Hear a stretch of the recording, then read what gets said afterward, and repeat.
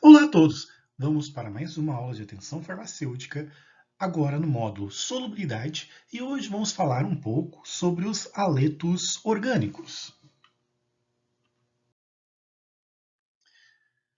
Para este encontro, os objetivos são os seguintes: conhecer as principais características dos haletos de alquila, também chamados de haletos orgânicos, conhecer os aspectos que interferem na sua solubilidade quando comparado com o hidrocarboneto, e conhecer também os riscos à saúde e ao meio ambiente que decorrem dessas suas características de solubilidade. Bom, como introdução, então, temos o quê? Temos a definição de haletos de alquila, que são compostos que possuem um halogênio ligado a um grupo alquila, ou seja, a um carbono ligado com hidrogênios. Além de serem importantes na questão da síntese orgânica, os haletos de alquila têm grande importância na questão industrial e no nosso cotidiano de uma forma geral. Como famosos, nós temos o tetracloreto de carbono, triclorometano, que são empregados como solventes industriais, inclusive nos processos de indústria farmacêutica. E na questão da avaliação estrutura-atividade, nos aspectos estruturais eletrônicos, o que a gente observa? Se a gente for comparar os compostos haletos de alquila com os hidrocarbonetos que a gente viu na aula passada, a principal diferença existente é a presença, então, desses halogênios ligados ao grupo alquil, do qual, então, confere uma desestabilização da nuvem eletrônica, levando à concentração de elétrons em determinadas regiões. Fenômeno esse que não acontece com os hidrocarbonetos. Então, o que a gente tem, o que a gente observa? Observa que em certas regiões teremos concentração de carga negativa e outras de carga positiva, assim ao longo de toda a molécula. Nesse caso específico, temos uma alternância entre locais que podem ter características hidrofílicas, solúveis em água, e regiões que têm comportamento mais hidrofóbico, ou seja, lipossolúvel. Este fenômeno não acontece no caso dos hidrocarbonetos acima de 6 carbonos, no qual o que a gente observa simplesmente é uma homogeneidade na questão da região hidrofóbica ou lipofílica. E quais são as principais características envolvendo estes compostos com essas funções orgânicas? Uma questão importante é que temos ainda poucos elementos naturais conhecidos, cerca apenas de 2.600 compostos, e sendo que a maioria deles acaba sendo isolados em compostos orgânicos marinhos. Mas aqueles que são conhecidos e têm contato com o ser humano apresentam desde características importantes para processos industriais, entre outras atividades, também apresentando risco ambiental e à saúde do ser humano.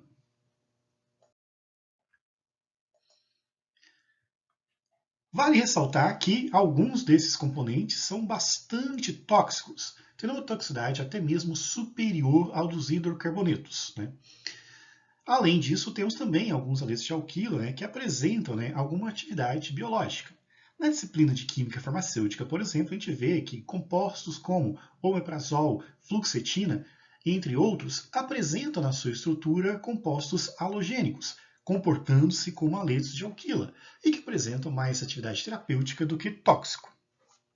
Agora, com relação àqueles que são tóxicos e encontrados no meio ambiente, podemos destacar o Plocameno B, que é isolado da alga vermelha, que possui atividade inseticida contra larvas de mosquitos semelhantes ao DDT. Porém, em grandes quantidades, pode ser nocivo também ao ser humano. Então, é um exemplo de substâncias que apresentam certa atividade biológica para alguns organismos não desejável, do qual a característica principal atribuível a este composto é justamente a presença dos halogênios, no caso específico, cloro. E vale ressaltar que a sua interação com os seres vivos se dá justamente pela essa questão da distribuição de cargas, que faz então com que possa ter afinidade por enzimas, por proteínas e outros compostos e assim expressar sua atividade biológica.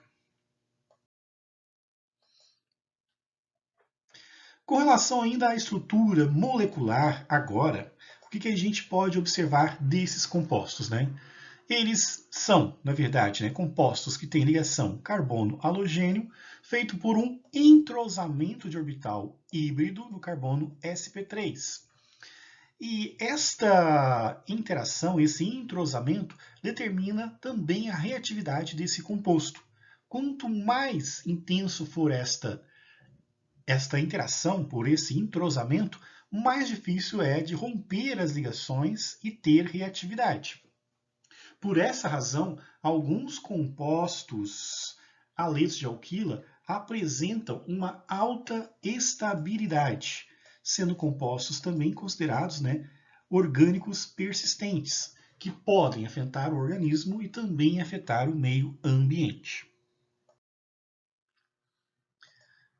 E o que implica, então, essa questão das proximidades de ligações? Como mencionado anteriormente, esse entrosamento de orbitais leva, então, a uma estabilidade do composto para quebra de ligações. Para outros tipos de reação, como apenas interações e aproximações, eles apresentam, obviamente, mais reatividade do que os hidrocarbonetos. E isso vai variar conforme for o halogênio presente e conforme for a alteração de carga existente. E isso também influencia na questão da solubilidade, que é o tema que a gente está abordando nessa aula hoje. E as aplicações gerais desses compostos vão variar, mas tem muita aplicação atualmente na questão da agricultura, principalmente pela questão de serem pesticidas, alguns liberados, outros proibidos no seu consumo aqui no Brasil. Então, como por exemplo, o DDT, nós temos a presença de diversos cloros deslocando a densidade eletrônica, temos a presença de anéis aromáticos constituídos, na sua grande maioria, de carbono e hidrogênio, que confere uma região lipofílica e também uma região hidrofílica, que permite facilidade de penetração nos organismos vivos e reatividade com os compostos bioquímicos presentes no nosso organismo. Então, vale destacar sempre que a presença então dos halogênios afeta a solubilidade de modo a torná-lo com características hidrofílicas, mas também a presença de diversos carbonos vai fazer com que ele também tenha atividades lipofílicas.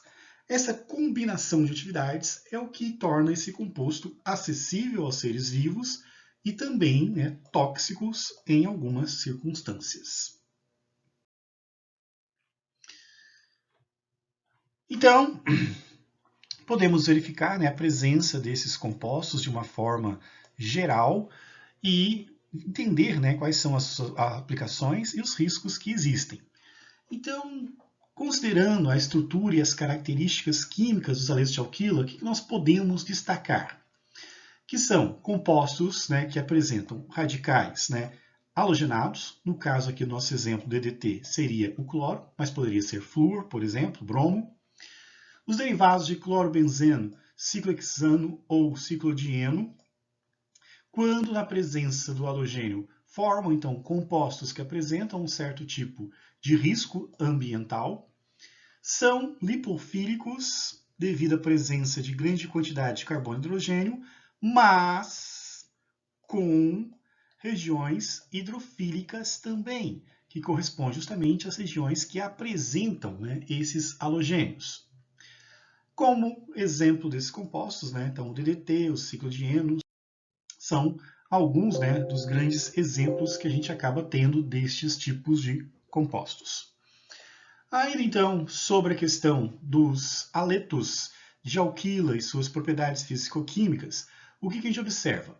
Pelo fato de apresentar então uma certa solubilidade, mas porém estando ligado a compostos com grande número de carbonos, nós encontramos uma lenta degradação, o que faz com que ele se torne persistente no meio ambiente.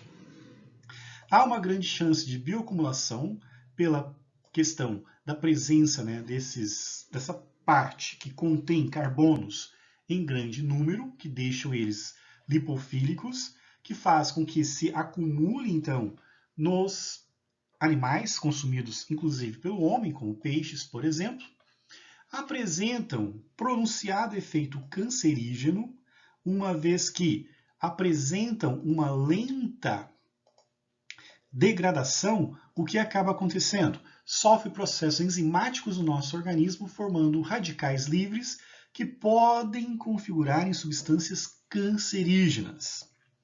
Além disso, tem fortes ações no sistema nervoso central como um todo, levando a distúrbios sensoriais, atividade voluntária da musculatura e, em alguns casos, depressão respiratória, com a paralisação de alguns músculos. E assim, então, temos, né, toda esta questão envolvendo, né, as características desses compostos orgânicos. Apesar, então, da presença dos halogênios conferir regiões de hidrofilia, os compostos orgânicos, dependendo do número de carbonos, poderá ter um equilíbrio entre as duas possibilidades, que faz, então, com que ele tenha formas de ações diferenciadas. No caso, então, dos aletos de alquila ligados a hidrocarbonetos com um grande número de carbonos, prevalece a questão da lipossolubilidade e da lenta degradação. Porém, né, a questão de ter o halogênio pode fazer com que ele também alcance alguns tecidos hidrofílicos e que tenha interação com componentes bioquímicos essenciais do nosso organismo. Mas, ainda ressaltando a questão da lipofilia, pode acontecer a acumulação na cadeia alimentar e na gordura corporal, sendo então perigoso e nocivo para o ser humano. E isso é uma realidade que nós temos, né? E por isso temos esse grande risco de termos a questão da bioacumulação acontecendo no nosso organismo e também no meio ambiente. Então, conhecer essas propriedades que existem de solubilidade dos hidrocarbonetos e agora dos aletos de alquila nos faz, então, compreender o porquê de certos compostos terem ações tóxicas. Por quê? A parte hidrocarboneto de um composto misto vai fazer com que o composto se bioacumule, chegue facilmente nos seres vivos, acumule em tecido adiposo, e a parte que tem os aletos de alquila vai fazer, então, que os compostos tenham a persuasão em tecidos hidrofílicos e tenham uma certa reatividade também. Isso, por sua vez, é bastante complicado em termos de fisiologia e arriscado também. Para ilustrar um pouco, então, esta questão referente dos aletos de alquila, suas ações na saúde, no organismo, a influência da lipofilia, da hidrofilia, entre outras características, vamos ver agora, então, um vídeo que fala só a respeito disso, de uma reportagem sobre a questão dos agrotóxicos. O DDT, agrotóxico altamente persistente no ambiente e no corpo humano, já foi banido do Brasil e de vários outros países. Mas uma pesquisa da Associação Médica Norte-Americana mostra que pessoas expostas ao veneno podem ser mais vulneráveis a doenças como Alzheimer. A descoberta, se confirmada, alerta para o perigo de produtos semelhantes ao pesticida. O DDT, sigla para o nome complicado de clorodifeniltricloroetano, foi um dos primeiros pesticidas conhecidos mundialmente. Ele foi largamente usado após a Segunda Guerra Mundial para combater os mosquitos da malária e do tifo. A descoberta das propriedades inseticidas da substância rendeu ao químico suíço Paul Hermann Miller o Prêmio Nobel de Medicina de 1948. Barato e eficiente, o DDT se tornou popular entre os agricultores de vários países. Mas ao longo dos anos, os efeitos nocivos do agrotóxico começaram a despertar a atenção da comunidade científica. O neurologista Flávio Salem explica como substâncias assim são absorvidas pelo corpo humano. O agrotóxico ele é absorvido provavelmente pela mucosa, via nasal, via oral. Chegando no sangue, ele causa danos a vários órgãos. No cérebro, ele aparentemente atravessa a barreira que separa o sangue dos neurônios, a chamada barreira hematoencefálica. E ele levaria, consequentemente, à degeneração neuronal. Em setembro de 1962, no livro Primavera Silenciosa, a bióloga norte-americana Rachel Carson já denunciava a mortalidade de aves como um dos efeitos do DDT no meio ambiente. Com o questionamento de outros cientistas sobre os impactos na saúde, os Estados Unidos baniram o pesticida em 1972. Aqui no Brasil, ele foi retirado das lavouras na década de 80, mas a proibição definitiva da fabricação, importação, venda e estocagem só ocorreu em 2009. Ainda hoje, o DDT é usado em vários países porque é considerado pelas autoridades da saúde uma ferramenta essencial no combate à malária. O DDT está incluído no grupo dos poluentes orgânicos persistentes. Segundo o toxicologista Anthony Wong, é um grande problema porque a substância permanece ativa por muito tempo, tanto no meio ambiente como no corpo humano. Ele demora até décadas para se decompor. Se uma pessoa se expôs a, por exemplo, isso hoje, ele vai ficar permanente no corpo por até 40 a 50 anos. E sim, mais importante, ele tem uma grande afinidade pelo tecido gorduroso, onde nós temos muito no cérebro. Por exemplo, se ficar no cérebro, vai contribuir para ter uma demência mais precoce, doenças degenerativas mais cedo e mais devastadoras. Uma pesquisa recente divulgada pela Associação Médica Americana faz uma associação entre a exposição prolongada ao DDT com um risco maior de doença de Alzheimer. O estudo acompanhou 86 pacientes idosos e comparou os resultados com 79 pessoas saudáveis da mesma idade. O trabalho revelou que quem se expôs ao pesticida tem um risco quase 4 vezes maior de desenvolver o Alzheimer. O resultado ainda é preliminar, mas reforça a ideia de que, além dos fatores genéticos, os ambientais também devem ser seriamente considerados e, no caso do DDT, muito tempo depois. O neurônio já está predisposto, ele sofre esse tipo de ação e ele, consequentemente, desencadeia. Isso não quer dizer que submeter-se ao agrotóxico vai te levar fatalmente à doença de Alzheimer. Não. Isso abre o debate que uma exposição antiga pode contribuir para uma doença futura e que as autoridades regulatórias têm que ter mais cuidado, mas muito mais cuidado, antes de conceder registro a qualquer substância.